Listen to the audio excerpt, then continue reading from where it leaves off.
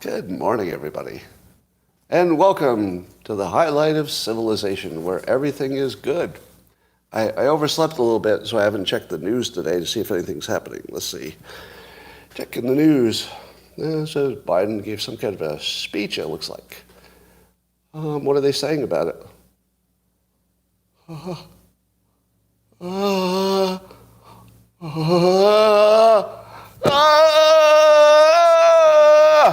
No, just kidding.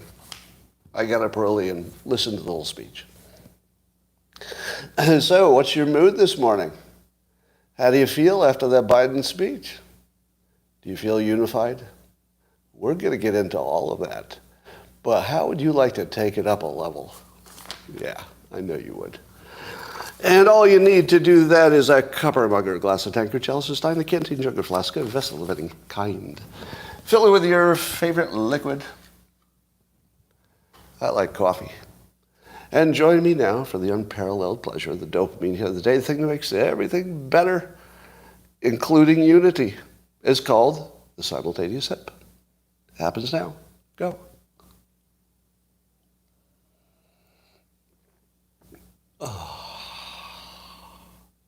Well, that was the first perfect moment of my day.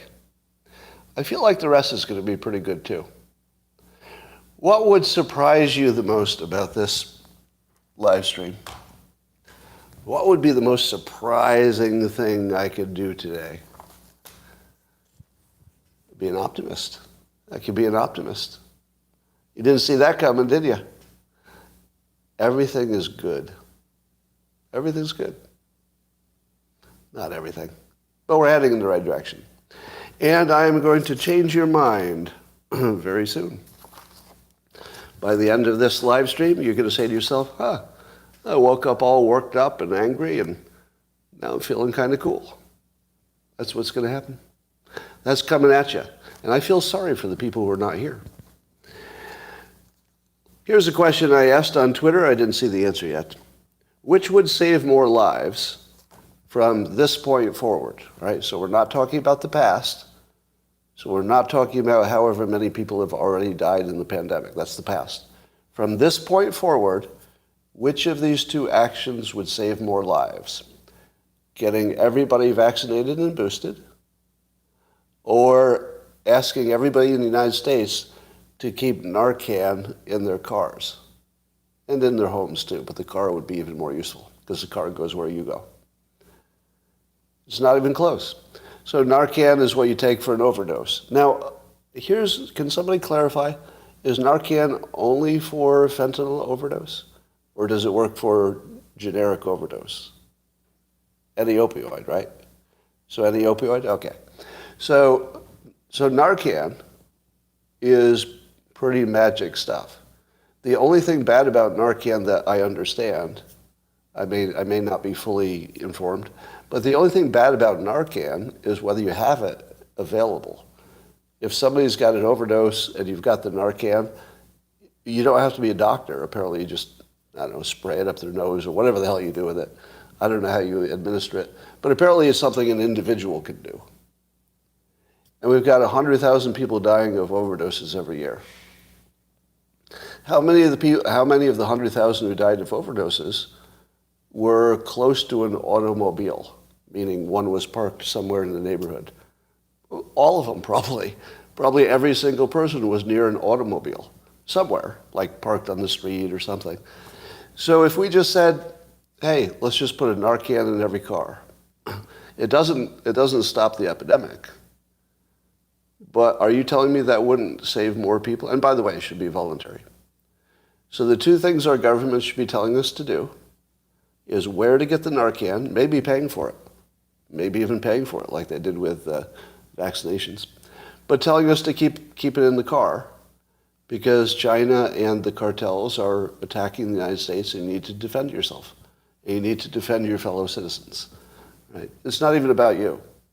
So you may say to yourself, damn those addicts, it's their own fault. Yeah, but it costs you money too, right? So take care of yourself by making sure that your citizens are not dying for no reason. That's how you take care of yourself as well. So that's my public service idea for the day. Rasmussen says the Republicans have a 5-point lead going into the congressional ballots.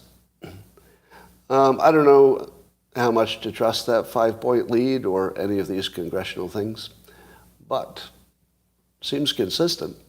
It seems like everybody is giving the Republicans at least a little bit of an edge. Trump quite smartly started dangling pardons for the January 6 protesters. Now, there might be some he would have to make an exception for, because obviously some of them did some, dangerous stuff, violent stuff. I don't think they need to get pardoned. Do you? Does anybody think that the ones who actually committed violence should be pardoned? Yeah, that's not. Oh, I got a yes. Somebody said yes. Somebody said all of them. I think I'm gonna surprise you.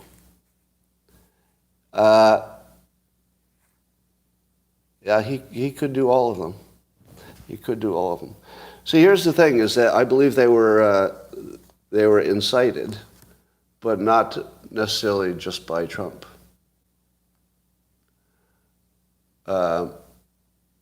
Yeah, you can't keep people alive if they won't overdose. That's true.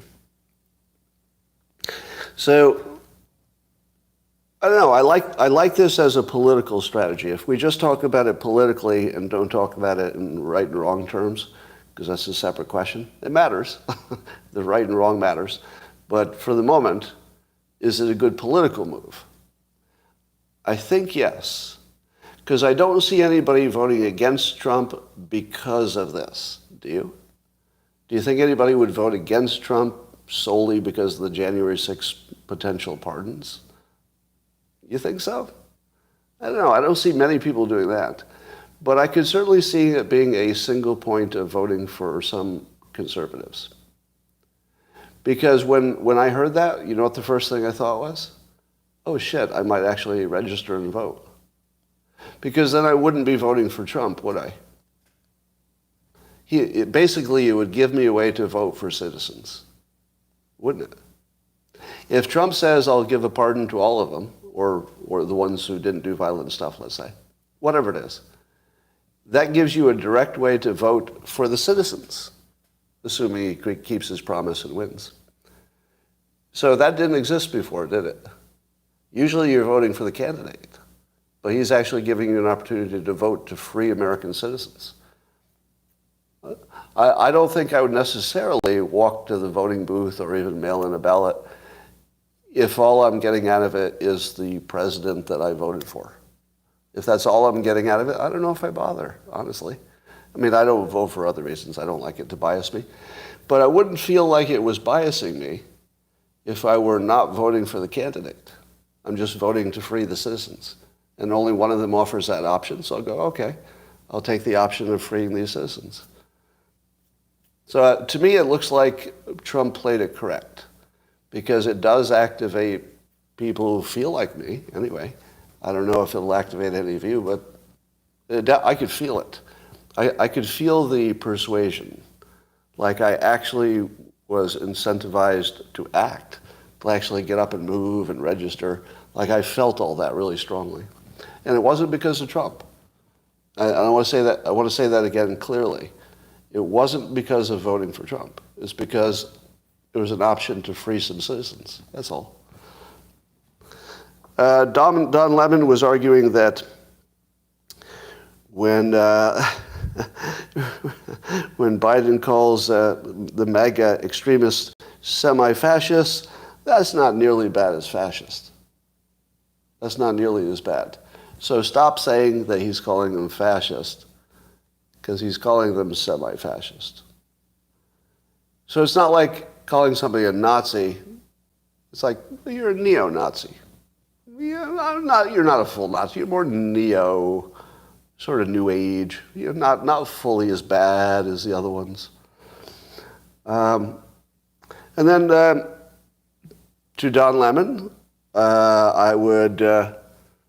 I think I'd have to agree with him, from just in terms of how language works. Semi is less than full. So he's not wrong about that. And that's sort of a half-wit thing to say. Half-assed, semi-fascist. All right. How many of you have seen the Democrats' video compilation of Republicans calling Democrats fascists?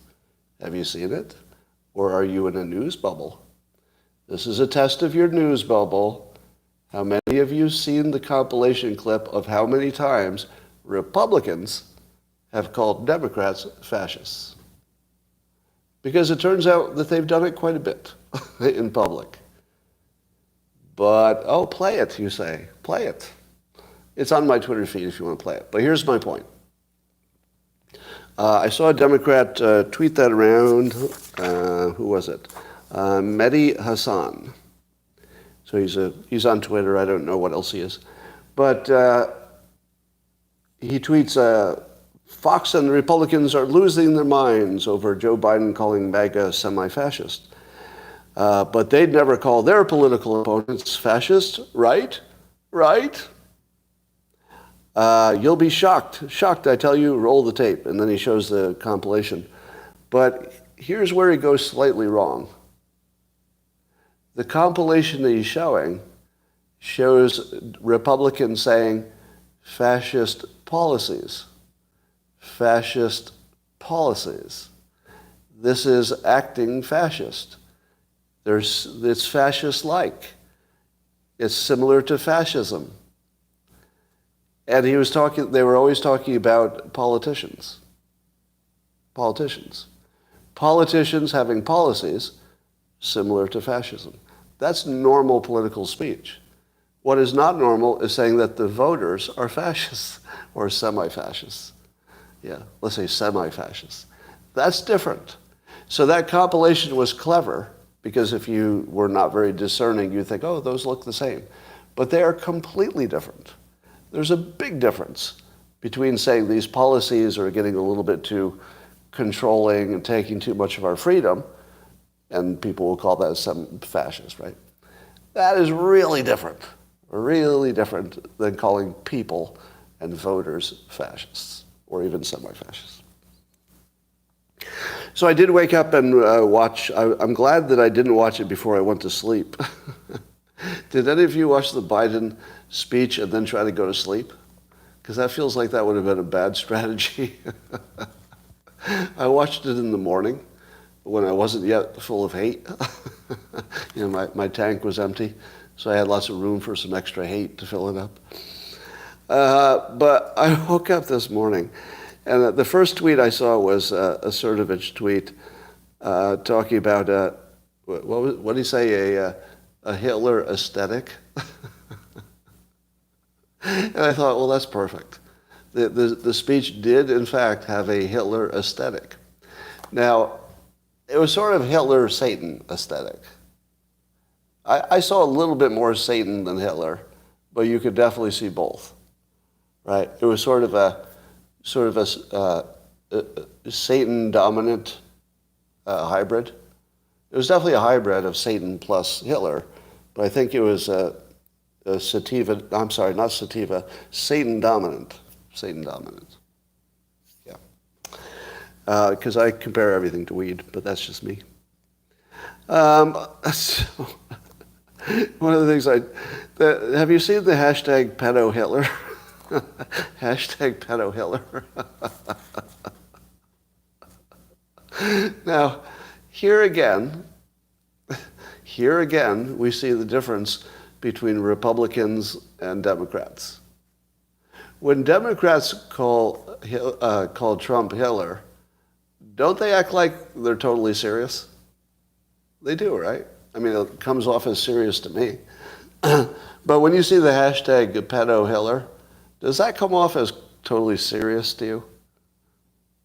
That doesn't feel totally serious, does it? Even though the accusations are serious, right? They're both based on serious accusations. But when somebody says hashtag pedo Hitler, some of that's fun. Would you give me that? Some of that's about the spirit of the fight, right? It's about just enjoying the dust-up. But it was funny as hell, and I laughed at it. Now, I have not been on, I think you would agree. Can anybody give me a fact check on this? I have not been on the pedo thing. That's not my beat. I'm not covering that at all. Can we agree? That's just not my thing. Because it's just too icky, and you never know who did really what, and it's all accusations, and it just isn't where I want to go. But then Joe Biden went all the way to labeling a big part of the country as semi-fascist, and I thought, okay, it's fair now. Now it's fair. I was feeling it was a little too far, but he's just broadened the game. It's fair now. In fact, I don't know if I'll ever call him anything else except pedo Hitler. I don't know if I'll call him anything else. He's just pedo Hitler from now on. I'll probably get tired of that, but for now. All right, so let's talk about, and people were saying that Trump said bad things too. And one of the examples was he said, things about windmills that are not true. And I thought, yeah. On one hand, you've got pedo Hitler declaring civil war against citizens. And on the other hand, Trump says you can't watch TV if the windmills stop. Which, of course, he doesn't mean. He doesn't mean that literally. and I think the Democrats have decided, it's about equal. Well, one of them has declared war on citizens of the United States, and the other one thinks that you won't be able to watch TV if the wind stops blowing. But not really. It's obviously a joke. So, yeah, that's about the same. All right, so here are some of the things that Angry Joe said. And I will give you again a Cernovich summary. And by the way, this is one of those situations where the people you need sort of rise. Have you noticed that? There are some people who just stay dormant until you need them. It's like, break glass in emergency. And Cernovich is a break glass in emergency kind of guy. Like, he's always there, right? He's always there. You never forget him. But sometimes you got to break the glass. And I think the glass just got broken. So I'm not sure, but I think Cernovich just became unleashed. Now, he's not pro-Trump, remember? He's not pro-Trump. But Cernovich unleashed is just a good time. So let's see what happens there. And don't think you can predict it, because that's what's fun about him, is you don't know where he's going to end up on anything. So here are the things Angry Joe said. And why did I bring up Cernovich again? Oh, because he was characterizing the speech as basically foreshadowing Trump's indictment. Do you go that far? Do you think that Biden's speech was preparing the country for the certainty of Trump being indicted? Do you think that's coming? It feels like it. So, the future is hard to predict. But I would agree with Cernovich that it feels like it. It has that vibe to it, doesn't it? It doesn't mean it's true, but definitely feels like it. So from a political standpoint, this is one of the biggest mistakes I've ever seen. But we'll see how it plays out. So here's some more of the things that Angry Joe said. I just wrote down like pieces of sentences. Democracy under assault. Threats we face. He actually made the phrase, we the people, sound evil. Did you notice that? Have you ever heard the phrase, we the people, ever sound dangerous? He actually made it sound dangerous the way he angry shouted it. I thought, whoa, how do you make those words sound evil? Those are like the most unevil words ever written in the English language, we the people. And he made it sound dangerous. Oh my God. All right, he said the Trump and the MAGA extremists threaten the core of the republic. What do you do to people who threaten the core of the republic? Well, what would be the appropriate reaction to people who threaten the core of the republic? Pretty extreme. He said, not every Republican is MAGA, but he said, MAGA is a threat to this country. He said that the MAGA people do not believe in the Constitution. Um, that is literally the opposite of their brand. That's the most opposite gaslighting you'll ever see. Even if you said the worst things about the January 6ers and MAGA were all true. Let's say you just accepted all the worst accusations. None of them are about not wanting the Constitution. The Constitution is all they want. It's literally Rule 1. I mean, it's just so weird that he can say that in public, and the Democrats will, I feel like the Democrats will be, yeah, that's a good point. The people whose entire philosophy is wrapped around strict adherence to the Constitution, and they were so worried that the Constitution had not been followed in a non-fraudulent way that they actually put their lives and livelihoods on the line to see if they could fix it.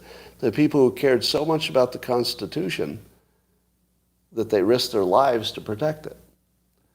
And Biden has painted them as not believing in the Constitution. It's mind-boggling.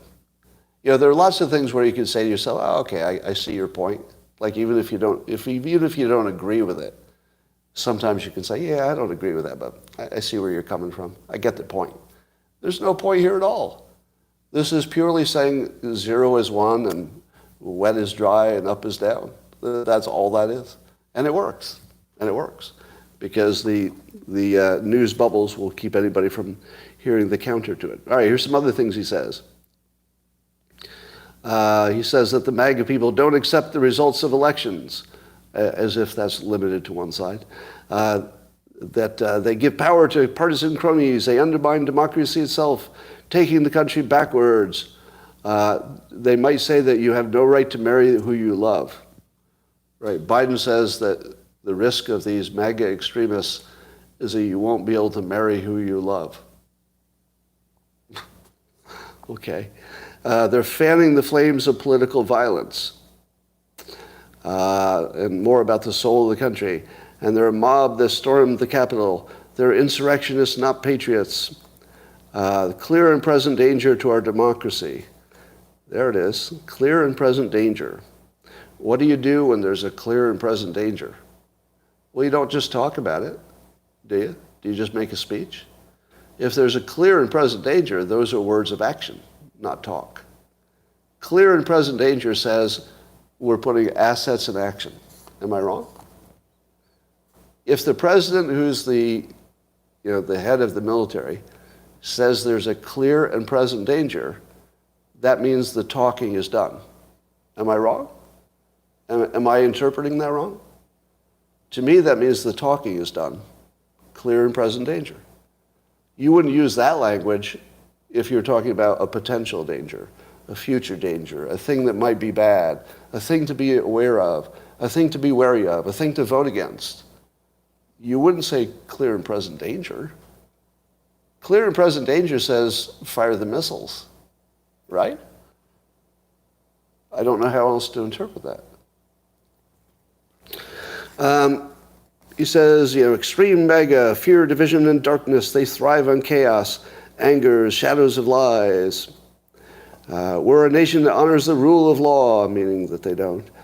Blind loyalty to a single leader and willingness to engage in violence. Extremists who pursue power over any blah, blah, blah. MAGA Republicans are destroying American democracy. Violence is never acceptable tool. So you can see the setup here, right? The setup is that the government is planning to do something to Republicans that Republicans might naturally think a violent response was appropriate. And so he's making sure that he's primed you to say that violence is never acceptable. Let me be really clear. Violence is totally acceptable. How do you think the country was formed? The United States was formed entirely on violence. Violence is completely acceptable. That's why it's one reason we have the Second Amendment. Violence is not only acceptable, it's required. It's required. And so don't let anybody tell you that violence is unacceptable in a context where some of the country might get rounded up. It's definitely not acceptable in normal times under normal situations, and we're definitely still under normal times. Right? So let me say as clearly as I can, we're nowhere near a revolution. We're nowhere near it. That if you walk outside and you stop looking at Twitter and your TV, everything's fine. You should try it. Just walk outside. There's nothing happening out there. As soon as I walk out my door, there's just nothing happening. It's like the neighbors are walking the dogs. Like, hey, Scott, how you doing? How's Snickers doing? Oh, she's great. She's slowing down a little bit. All right, I like your show. Thanks. See you tomorrow. That's what happens when I walk outside. What happens to you? Yeah, no, we're nowhere near this is just political fuckery. That's all it is.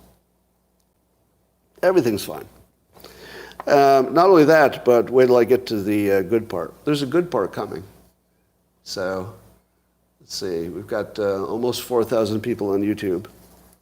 The locals people wanted to know how many people would show up. All right, so here's what else they say. All right. And we can't allow violence to be normalized. Well, I agree with that. You don't want violence to be normalized, for sure. But here's what Charlie Kirk noticed about the speech in a tweet. Here are the number of things that Biden mentioned. The number of times he mentioned China, 0. Crime, 0. Inflation, 0. Fentanyl, 0. The border, 0. Charlottesville, the Fine People hoax, once. January 6th hoax, twice. The insurrection hoax, same thing. So I guess that's 5 times he mentioned that. Trump, 3 times. Extremism, 7 times. Violence, 10. MAGA, 13. And Republicans, 16. Now, you do not have to be a political genius to conclude the following. They are trying to distract you from the more complicated things that don't work for their side. They don't want you to think about the economy. They don't want you to think about Afghanistan. They don't want you to think about anything but this. So the reason that they're stoking your emotions is to get you off the trail of the other stuff. But also, as Mike Cernovich pointed out quite accurately, they could be priming us for some arrests that would include Trump. So they could be priming the country and also testing it, maybe testing the attitude of the country. But here's something else that Joe Biden just did. I don't know if you noticed, he just gave up the high ground. He just gave up the high ground. Now, how do you fight Trump? Trump likes to fight in the gutter, right? He likes to fight in the gutter. What happens if you go down into the gutter and fight Trump where he likes to fight? How does that work out for you? How did it work out for Marco Rubio and the other Republicans who tried to do it for about a minute? It doesn't work. It doesn't work. So if you try to fight Trump in the gutter, Trump wins. Right? What happens if you try to take the high road? What happens if you take the high road? Well, you could argue that that's what Biden did when he ran for president. And how did he do? Well, allegedly he won. Allegedly. So Biden knows how to beat Trump. Biden absolutely knows how to beat him. Just take the high road. Now, do you think that Trump is not smart enough to know that the high road has been abandoned? It's completely vacant. It's the best real, let me put it in Trump terms. Biden just evacuated the best real estate in the country. The best real estate in the country is the high ground. Everybody loves the high ground. No, that's why it's the high ground. It's the high ground because you don't argue with it. Now let me tell you a Trump strategy where he takes this boner from Biden and just walks into the White House with practically no friction. Now everybody does this, and it's really annoying when you pretend like you're telling the president what he should say or do. Here's why that's annoying. If anybody could tell Trump what to say or do, they would have told him to do things differently than he did them, and he wouldn't have been president. right? So every time you think you know how to give him advice, just take a step back. You just consider your humility for a moment. just consider that whatever he's doing seems to get a certain effect, and you don't know if you could do that, all right?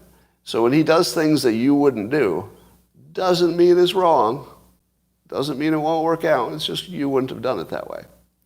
So I'm going to do the same cringy thing, but I'm doing it in the context of trying to give you a lesson on persuasion, right? So my context is more about explaining why it would work. I don't have any illusion that Trump will do it, right? So it's more about the lesson. Imagine, if you will, and again, it's purely imaginary, that Trump says, I'm going to give a speech on national unity. Boom. Mic drop. And it's going to be in a week. Boom. Now, what might that national unity speech say? Well, we would have a week to talk about nothing else. Imagine having the whole weekend to wonder what Trump will say. Because it's going to be a slow news weekend, right? Trump can completely kneecap everything that Biden said by saying that he's planning to give a unity speech. You would be so curious what that fucking speech would be about. You wouldn't be able to think about anything else. Because you'd ask yourself, is he going to go hard at Biden, or is he going to take a more clever, Trump-like tactic that you just didn't see coming? Like, the Trump way is the thing you didn't see coming, basically. Let me just give you some suggestions of something Trump could say from the high ground. Are you ready? Now watch to see if you get goosebumps. This will be your test. If any of this gives you a goosebump, then you know I'm on the right track, right? Persuasion-wise. Because one of the good ways to test persuasion is if it has a physical effect on you. Like I said earlier, that if something has a physical effect on you, you know that's good persuasion. All right, so here are some things he could say. Imagine saying, folks, let's forget about the 2020 election, but what I would like to bring the country together with is a bipartisan election reform commission. Bipartisan election reform. You don't trust us, we don't trust you. Let's see if we can fix that. Goosebumps yet? Yeah, did you get it? I'm not done. Number 2, ask for bipartisan FBI reform. Bipartisan FBI reform. Some people think the FBI kept Clinton out of office, and maybe they did. Maybe they did. I'm not sure I buy that, but it's not crazy. So the FBI has moved against both Republicans and Democrats, am I right? They've embarrassed both Democrats and Republicans. The one thing we can agree is that we need to reform them. Did you know, for example, that it's legal now to do domestic propaganda? So the government can do domestic propaganda. It's legal. Obama signed the law making it was illegal, and now it's legal again. Don't you think that the president could say, let's revisit that law? Huh? How about that? Now, I don't know if that law is good or bad because I haven't heard the arguments on both sides. But wouldn't you love to see him say, let's have a bipartisan commission, decide if that law still makes sense? Because nobody's going to say no to that. Am I right? You might say no to changing it, but you're not going to say no to looking into it with a bipartisan commission. How about this? Ask for a bipartisan commission to study both climate risks and the risks from cutting fossil fuels too quickly. But if he does this, he's going to have to say in a full-throated way, there is risk of climate change, which I don't know if he's ever said clearly, but he could. He could say, scientists tell us there's a risk. I'm not going to ignore that. But what I always worry about is that the risks of overreaction are not included. Let's do a bipartisan commission where we look at both the risks of acting too quickly with, let's say cutting fossil fuels too quickly, compared to the risks of not doing it. and make sure we have a complete picture. Now, it's got to be a bipartisan commission, not some Republican, led thing, right? Now, that one you might want to leave out because climate change is too provocative. But imagine those things. So who's going to say no to bipartisan election reform recommendations? Because it would just be recommendations. Bipartisan look at the FBI, bipartisan look at climate risks and all of the risks, to basically save the third world countries. And then a bipartisan look at government propaganda. Am I wrong? How about he says the border is a mess, but if you listen to Elon Musk, we have two problems. One is, the border and crime and things coming across. But the other is a lack of population. Our population might be growing too slowly. So I'm going to recommend a bipartisan commission of economists to give us a number of how many people should come in under what conditions. And just say, let the economics drive it. I'll just let the economics drive it. Now, some of my examples, you say, oh, don't do that one. But the election bipartisan commission, there's no way that doesn't work. That just works. That's just the high ground. You can't take it away. How about saying, I want a Narcan in every car? How about there's one thing we can all agree on? We put Narcan in everybody's car. Not required, not a mandate, but maybe the government can help you know where it is and know to use it and get it in your car. All right? So somebody says no to that.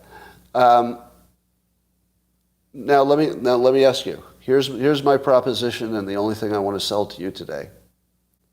Should you be in a worked up bad mood because of Biden saying all these things? Or should you say to yourself, he just left the most valuable real estate in the entire country for the candidate that you might prefer, if you prefer Trump? Don't let them talk you into doing what they're trying to talk you into, which is acting crazy. Don't let them make you act crazy. Don't do it. Because that's what they're trying to do. They are goading you into acting crazy. They're goading you into supporting the people who did the violence, which, by the way, you did this morning. When I said, should Trump pardon everybody, there were a bunch of people who immediately backed the violent people. That's what they want you to do. Now, I get where you're coming from, by the way. I understand that completely, and I'm not even disagreeing. But I wouldn't say it out loud. I wouldn't say it out loud, because that's what they want you to do, right? Now, what happens if they indict Trump? What are you going to do? What would you do if they indicted Trump before, let's say before the presidential election, but after the midterms? What would you do? You'd vote? You'd protest? Yeah, maybe you would. Maybe you would. But would you get violent if he's indicted and they show their evidence? Not if it goes through the legal process. If it's transparent, it's transparent. I might not like it, but it's not like revolution time. Right? Now, I think that in the end, they're not going to do it. In the end, I don't think they're going to indict him because I think they know that would be too far. And not too far in terms of it would spark a revolution, because we're nowhere near a revolution, but too far in terms of it would get too many Republican voters to get off their ass and vote.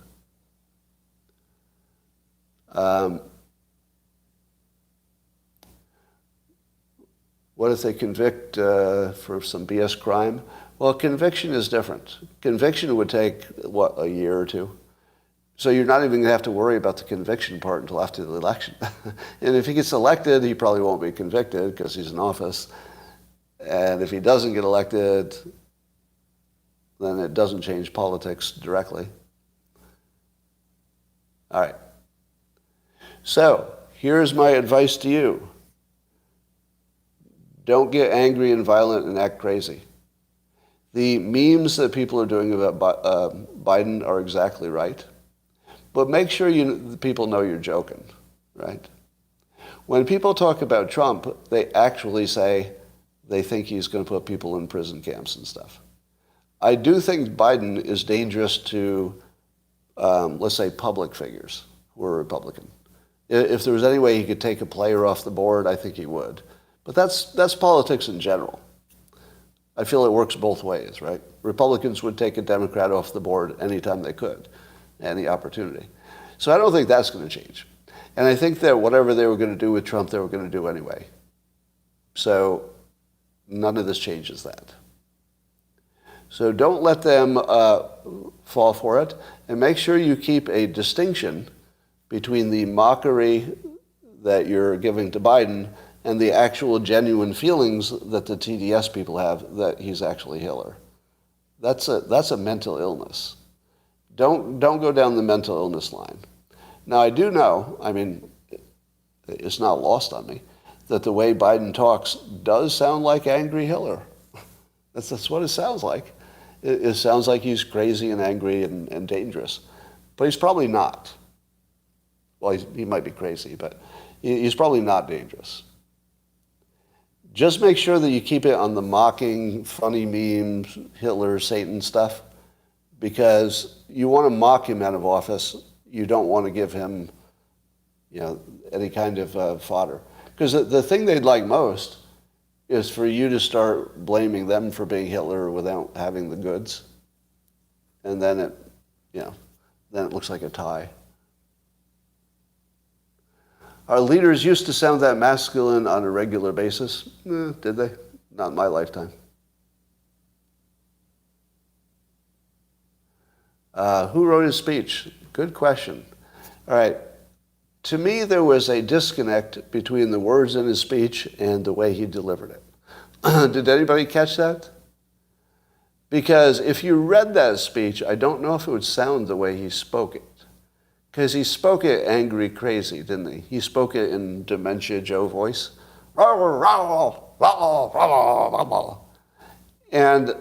even as provocative as the words were, it's easy to imagine Obama giving that speech, isn't it? You can imagine Obama giving the speech in his calm Obama voice, and you would say, oh, well, he's just warning us of some dangerous stuff. That's okay. That's fine. He's just warning us. There might be some bad stuff. Don't be like that. Be more American. That sounds fine. If you just read the words in normal voice, even though the words are plenty provocative, but if you read them in a normal voice, they would sound different. Now, a lot of people are giving me credit this morning for accurately predicting that Republicans would be hunted, which the Democrats say, ha, ha, ha, that's your worst prediction you've ever made. And Republicans say, well, you nailed it. You're right on there, being hunted like crazy. But I don't think I can convince anybody that I'm right or wrong on that. Everybody's just going to see their own movie. Now, whoever wrote that speech and whoever staged it, I don't think that they knew it was going to look like a satanic setting. But the reds and the lights actually did. It was impossible not to think of Satan. Is there anybody who didn't think of Satan when they watched that? Is there even one person who watched that and didn't immediately think of Satan? Am I right? I think everybody thought of Satan as soon as they saw it, didn't they? It wasn't just me. Somebody says CNN changed the color saturation and made it pink. But I saw a video that claims they were doing it on that video, and it didn't look different to me. So you think that it was orchestrated to look like Satan? No, it wasn't. I'm going to say with complete confidence, it was not intentionally made to look like a satanic set. Not intentionally. I think they just didn't know how it would look on camera until it was too late. Too late to change it, probably. All right, to get his base terrified? Oh, you think it was to scare his base? Maybe. I think it was supposed to look. Here's what I think. Let me modify my answer a little bit. So I said it was totally not intentional. I think the intentional part was they were trying to make it dangerous looking. I think they intentionally made it dangerous looking. Would you agree? I think they didn't know that it would look actually satanic. I think that was just a mistake. To scare the poor and the ignorant? Yeah, maybe. So, what do you think of my general thesis that he's made it easy for Trump to win the presidency? All Trump would have to do is act more mainstream, and that's it. That's it. Just talk about bipartisan stuff and just walk right into the Oval Office. I don't even think he has to fight at this point. All right.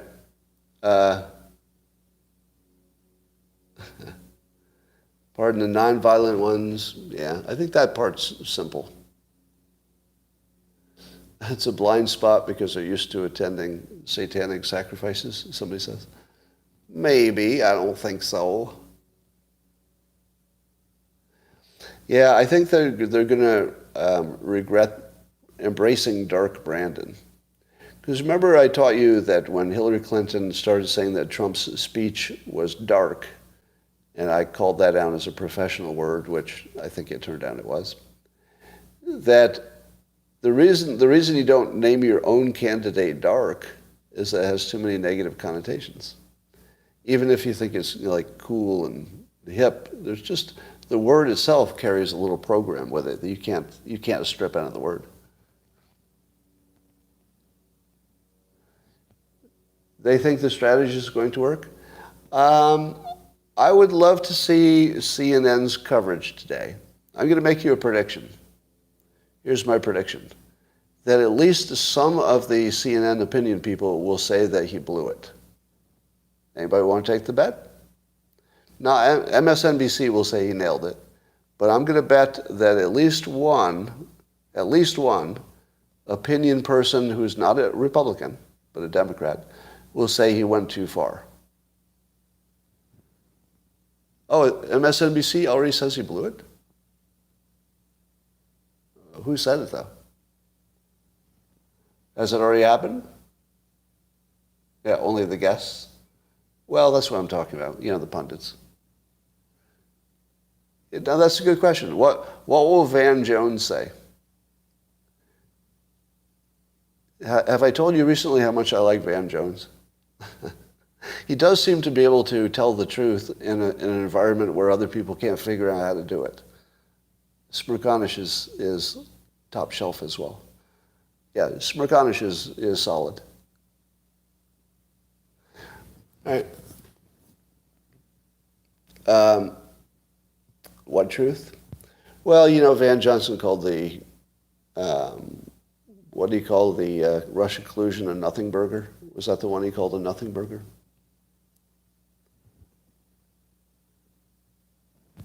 All right. So there's not much else to say. So that's my advice to you. Don't allow yourself to get too worked up because that's the plan. Make sure that you mock Dark Brandon and his Hitlerian stuff, but make sure that you're having fun with it. Because we don't think he's necessarily in control, do we? And to me, it looks like he blew the plan. Whatever the communication plan was, I think he blew it. And so I think you're better off than before. So if what you wanted was a Republican to win the presidency, I think you got closer to it. I don't think you got further away from it. So you should say today was probably a good day for you if you're a Republican. It just doesn't look that way right away. All right. Ridicule is your favorite weapon? It should be. Is there any topic I left out today? Anything else that you wanted me to talk about? Now that artificial intelligence is sentient, it doesn't matter any of this stuff, I don't think. All right. Best episode ever. I'm sure that's true. And I think that's all we need to talk about today. Oh, the electricity in California. Let's talk about that. So we're in a little heat bomb at the moment. I believe there was some power company in another state where the power company actually took over the thermostats of their customers for a while. And that's some scary stuff. Was it Denver? Yeah, it was Colorado. And is the baby yours? No. Nope. As far as I know.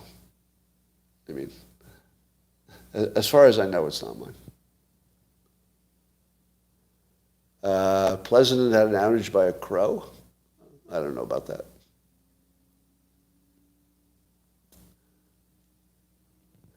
You know what? You know what else Trump could do that would be a great unity speech? Do a unity speech and describe all 15 hoaxes that the Democrats have played. Just read them off. He doesn't even have to spend much time with them. Just read that there's 15 hoaxes, because the news would have to cover them. And then they'd have to write, these tortured articles where they say, no, he really meant the Nazis were good people in Charlottesville, which is ridiculous. Yeah, the top 15 hoaxes, he should just put them out there and let the other team know that they're there. Oh, there's a Trump rally tomorrow.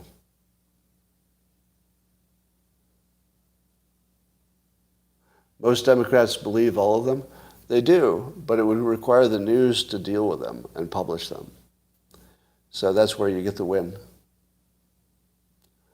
Can you reframe going through a bankruptcy? Well, a bankruptcy is not paying your bills. It's just giving you time to reorganize.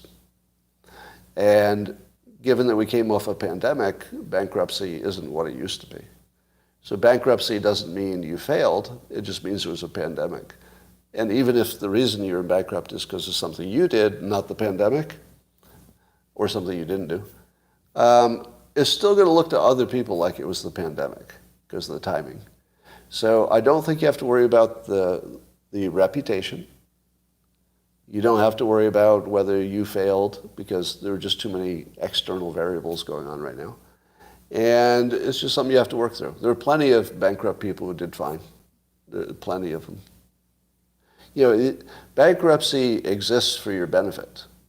It's not your penalty. It's for your benefit so that you don't go completely broke immediately paying off creditors. So bankruptcy is the thing that's saving you, not the thing that's ending you. At least that's how it's on paper. It should work. All right.